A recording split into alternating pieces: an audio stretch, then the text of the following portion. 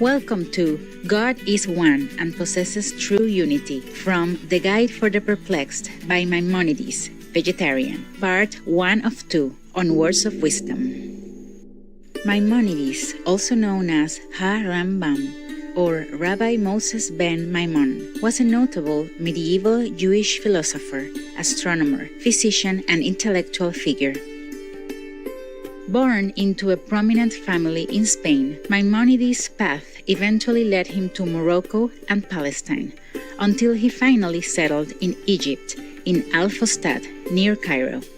Shortly after moving to Egypt, life-changing events prompted him to start his practice as a physician. It was not long before Maimonides became renowned in the area, and became the personal physician to the Sultan Saladin, a famous Muslim military leader.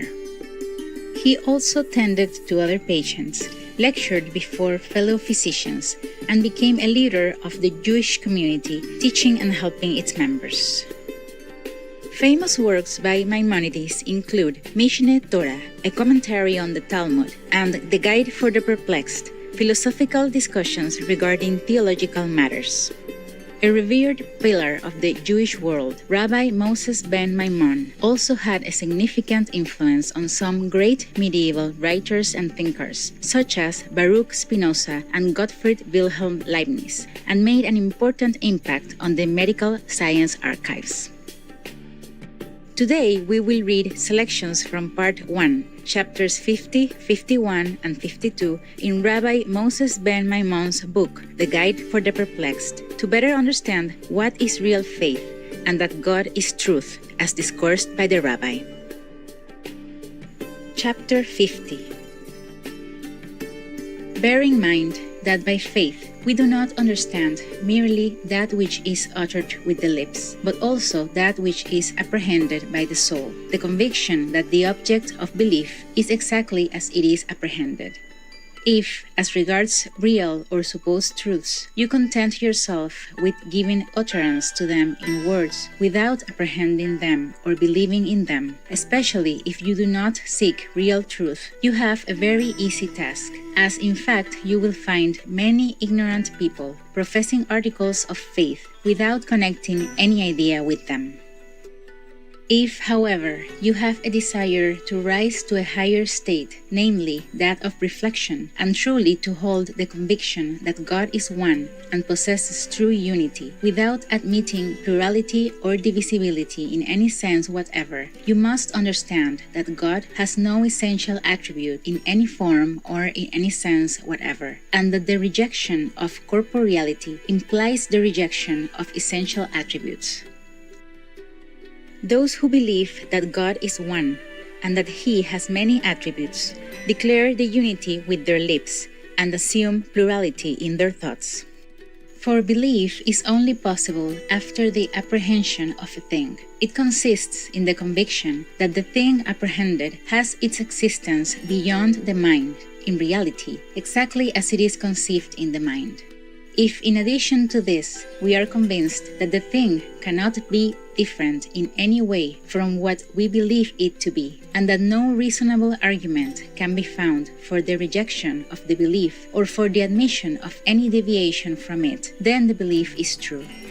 Renounce desires and habits, follow your reason, and study what I am going to say in the chapters which follow on the rejection of the attributes. You will then be fully convinced of what we have said. You will be of those who truly conceive the unity of God, not of those who utter it with their lips without thought. It is right that a man should belong to that class of men who have a conception of truth and understand it, though they do not speak of it. Thus, the pious are advised and addressed. Commune with your own heart upon your bed and be still. Selah. Chapter 51. False notions, however, may be spread either by a person laboring under error or by one who has some particular end in view and who establishes theories contrary to the real nature of things by denying the existence of things perceived by the senses or by affirming the existence of what does not exist. There cannot be any belief in the unity of God except by admitting that He is one simple substance, without any composition or plurality of elements, one from whatever side you view it and by whatever test you examine it, not divisible into two parts in any way and by any cause, nor capable of any form of plurality, either objectively or subjectively, as will be proved in this treatise. Chapter 52. It is quite clear that there is no relation between God and time or space. For time is an accident connected with motion, insofar as the latter includes the relation of anteriority and posteriority and is expressed by number, as is explained in books devoted to this subject. And since motion is one of the conditions to which only material bodies are subject, and God is immaterial, there can be no relation between Him and time.